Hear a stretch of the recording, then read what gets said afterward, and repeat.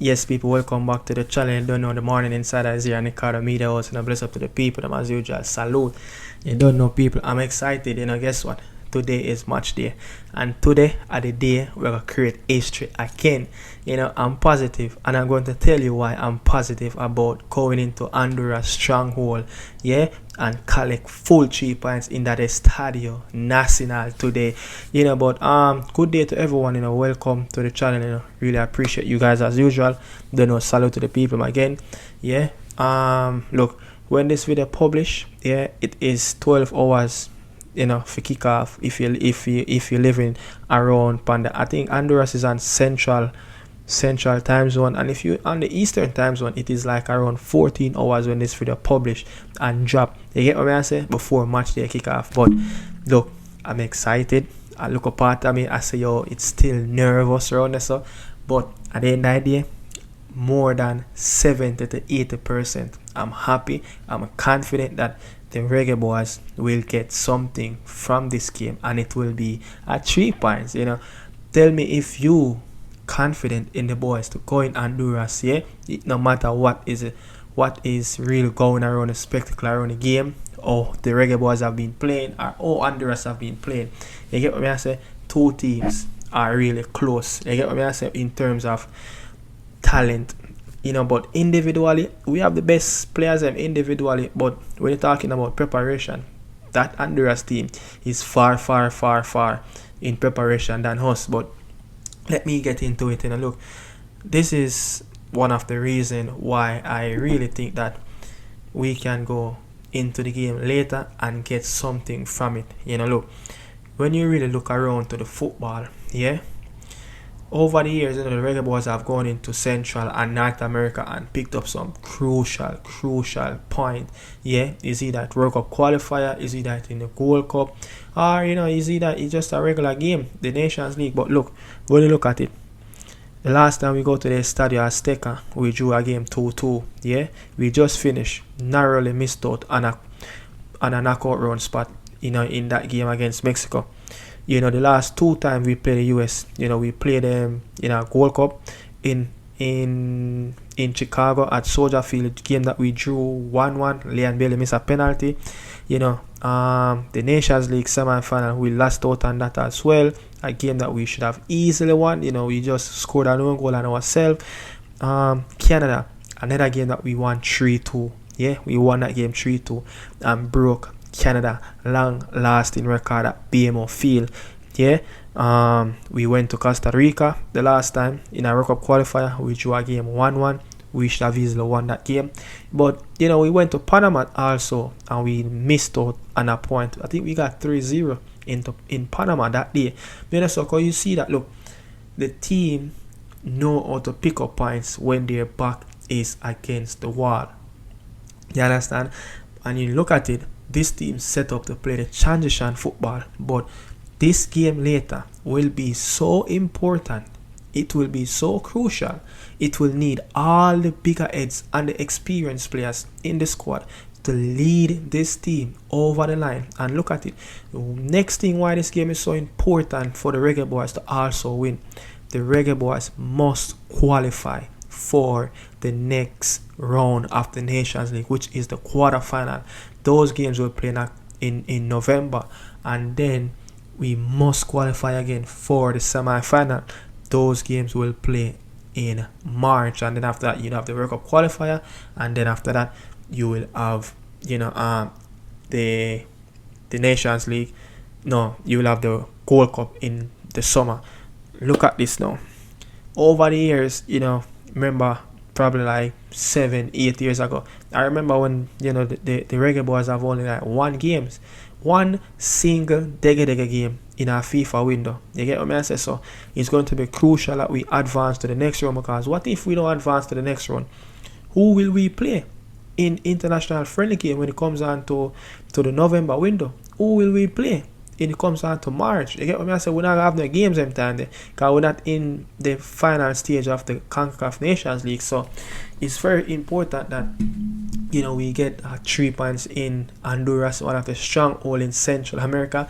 But look, as I said, experience is going to call. Because when the last time we went down there, Nanalo, Blakey, Bobby Reed, Shaman Nicholson, I think that's it. I think those 4 players are the last 4 players that were in the squad the last time when Tapa, win in Honduras 2-0, in that World Cup qualifier when Kemar Roof and O'Neal Fisher scored in that game, so experienced player going to need it in that game. We're going to need level-headed, but the most important thing, we must keep ourselves in shape in the first 15 to 20 minutes. Yeah, look, Honduras, they will come under a lot of pressure.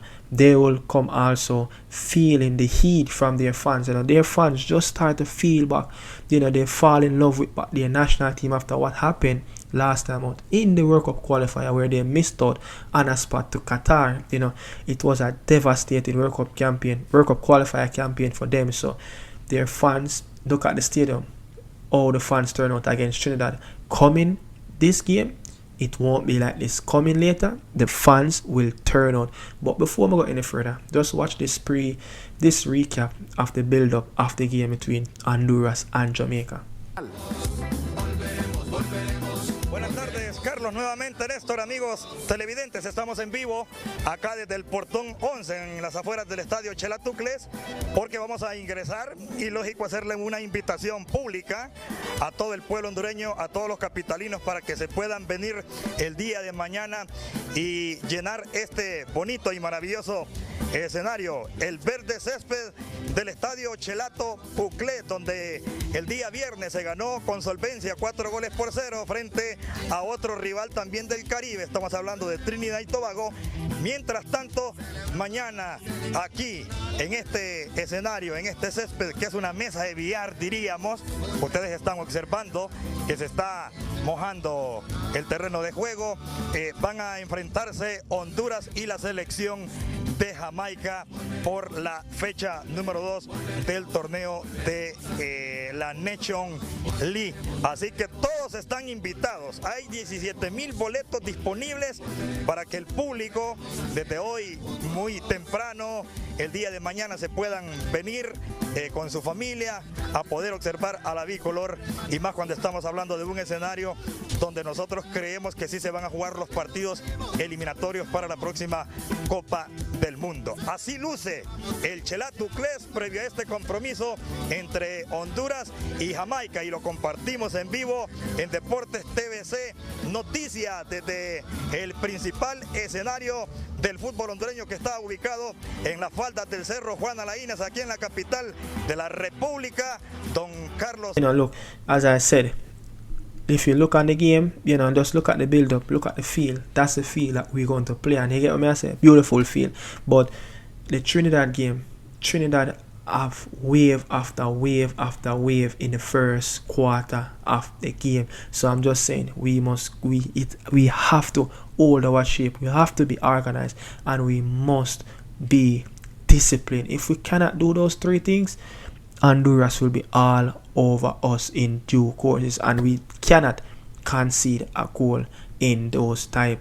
We have to take our opportunities, and the best time to score against this Honduras team is in the first 25 minutes, 30 minutes of the game, because they're going to have a lot of emotion. They're going to have a lot of intensity.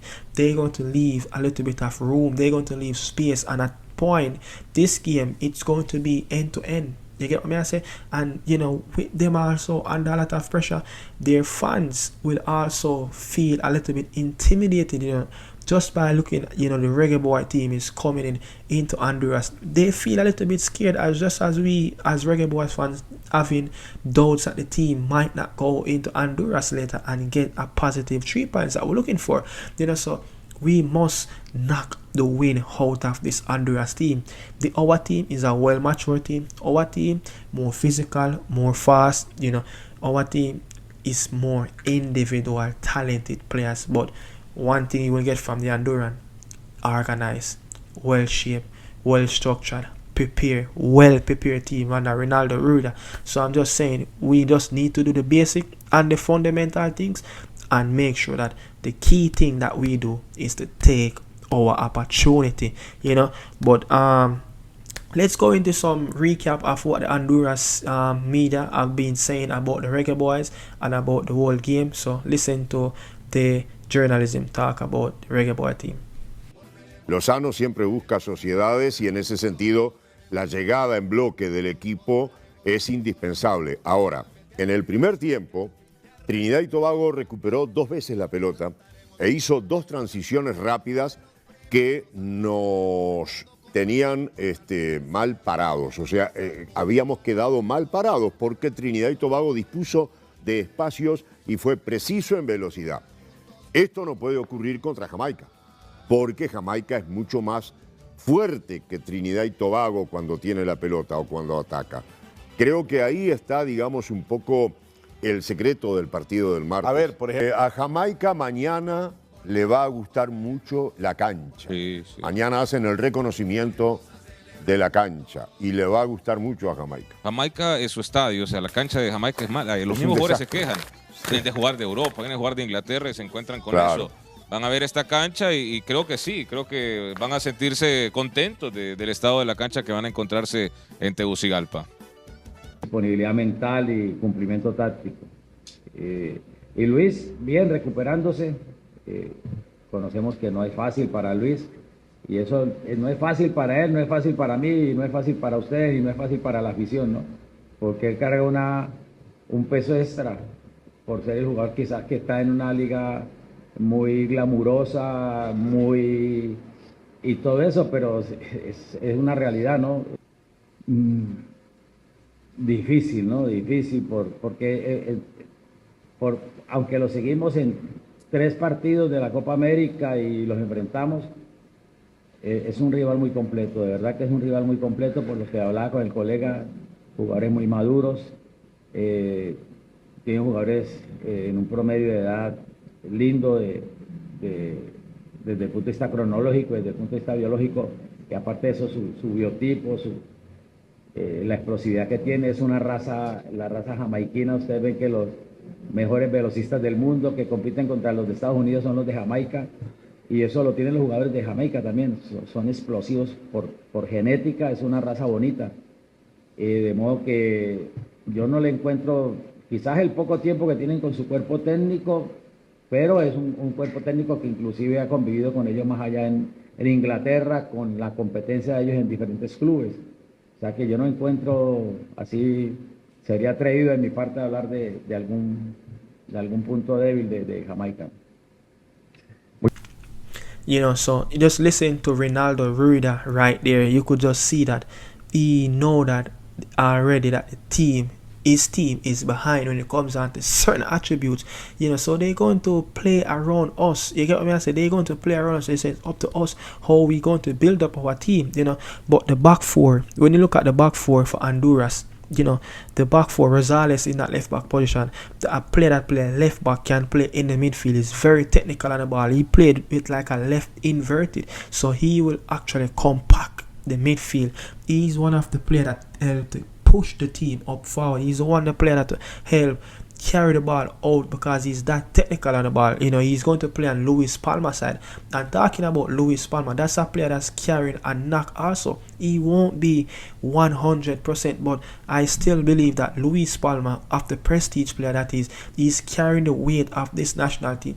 He will get the start eventually. Doesn't matter if he's 80, 70, 60% fit. He will start tomorrow because that is Luis Palma. Yeah. Looking at it, I talk about the double pivots already, you know, with Flores and Arriaga. We need to close them down, give them less spaces in terms of how they're going to build up the play, how they're going to carry the team from defensive line into our defensive third. You know, another player that on the right hand side, Rodriguez, not that quick, not that speed, not that strong, but what you will get, those players, you know, Luis Palma on the left, Rodriguez on the right, they will play a lot of interchange. They will not just stay out on the wide. You know, they are very technical player. At times, they will have at least 4 to 5 players in that midfield. So we must be disciplined on how we must not get carried out and run into some channels and run into the traps where those players on the wing will always be free, the wing backs, you know. So It's very vital to how we going to deal with Arriaga, Flores, Luis Palma, Rodriguez, and also the legend Alexandro Lopez, the number 10. Very vital. And the number 9, the captain, Anthony Choco Lozano. One thing with him, the game, he's going to be isolated. But what he's very good at distract the defenders and manipulate the defenders and allow his team to run off his shoulder. In no time, when he's at the center half, players are running off his shoulder. That's what Choco Lozano do in the past. He's not 100% fit. He's carrying a finger injury. So I'm just saying, with 2 players already out of the squad that started in the last game, the keeper, which is Hendrick, and Nunes, the right back. So I'm just saying, the Margaret, who is going to play down that left-hand side, he's going to be vital. We need him to take on the players 1v1. We need him whenever we're going to play in that transition. He go direct and go at his peers and create moments in the box around, so we can get either free kicks. He can create something for Mikel Antonio or any one of those attacking players, But look at it again on this angle.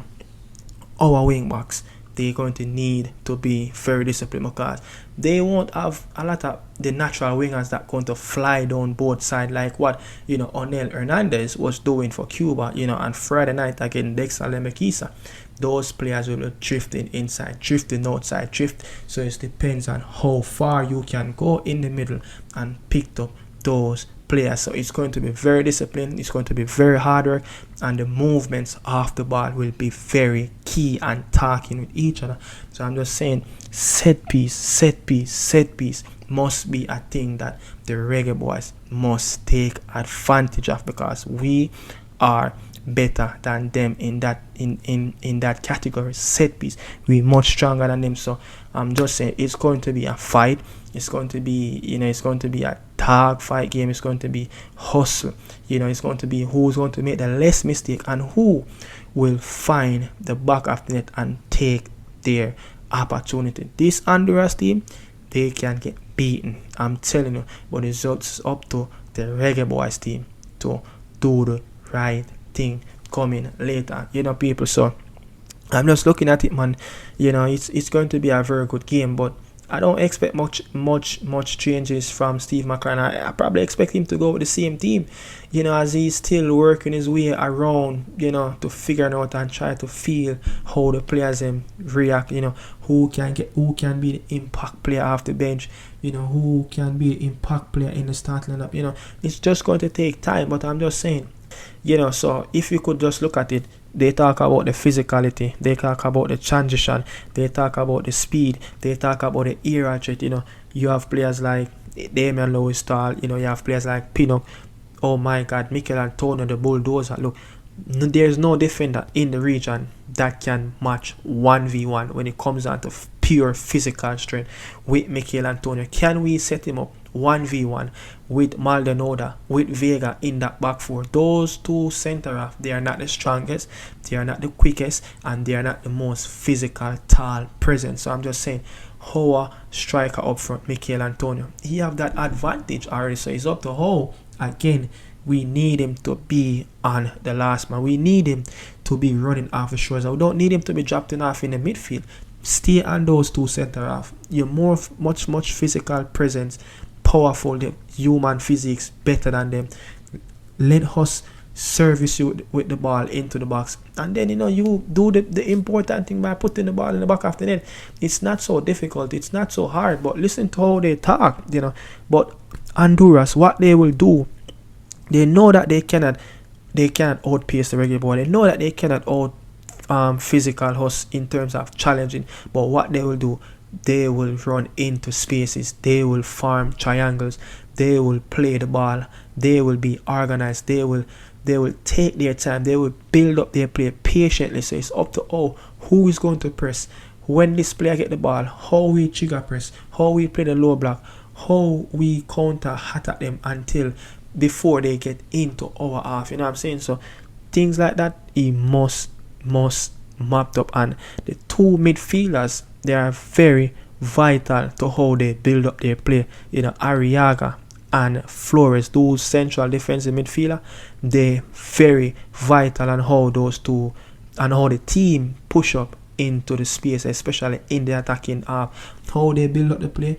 If those two drop in and we can manage to close them down, then they will have to force to go along, to Anton Choco Lozano, which our player in the backline are much physical than him, So people, I'm going to leave it right here. I'm not going to say much more. It is the big game later. Honduras clash with the Reggae Boys in Estadio Nacional in Honduras. Bless up on yourself. Salute. 3 points. Jamaica. Reggae Boys. Art of love.